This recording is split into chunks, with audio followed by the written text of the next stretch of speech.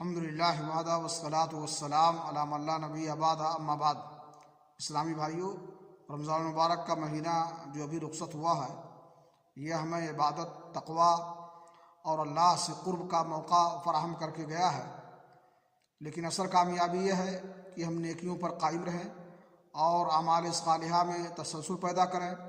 رمضان کے بعد نماز، تلاوت، ذکر و اذکار اور دیگر قسم کی عبادتیں جاری رہیں تو یہ ہمارے اعمال کی قبولیت کی علامت اور نشانی ہوگی،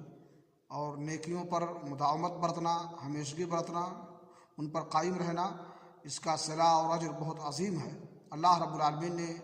فرمایا، ان الذین قالوا ربنا اللہ ثم استقاموا تتنزل علیہم الملائکۃ الا تخافوا ولا تحزنوا وابشروا بالجنۃ التی کنتم توعدون۔ وہ لوگ جو کہتے ہیں کہ ہمارا رب اللہ رب العالمین ہے، پھر اس پر قائم رہتے ہیں، تو موت کے وقت ان پر فرشتوں کا نزول ہوتا ہے جو انہیں کہتے ہیں کہ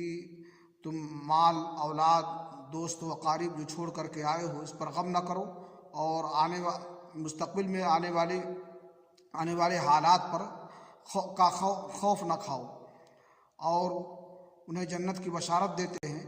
جن کا اللہ رب العالمین نے دنیا میں ان سے وعدہ کیا تھا اور جس کا ان سے وعدہ کیا گیا تھا۔ تو ہمیں چاہیے کہ ہم رمضان کے بعد بھی اعمال صالحہ میں بڑھ چڑھ کر کے حصہ لیں، نماز، روزہ اور اس طرح سے ذکر و اذکار، تلاوت قرآن، ان تمام چیزوں کا اہتمام کریں۔ اللہ رب العالمین ہمیں اس کی توفیق بخشے۔